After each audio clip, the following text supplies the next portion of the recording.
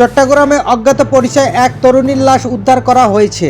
গতকাল রোববার বিকেলে নগরের ডাবলমুরিং থানার ডোবারপাড় ঝর্ণাপাড়ার একটি ডোবা থেকে লাশটি উদ্ধার করে পুলিশ।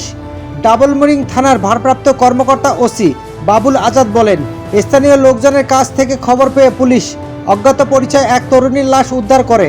তার বয়স আনুমানিক 15 থেকে 20 বছর হবে। ধারণা করা হচ্ছে 15 থেকে 20 দিন আগে হত্যার পর ওই তরুণীর লাশ ডোবায় ফেলে রাখা হয়।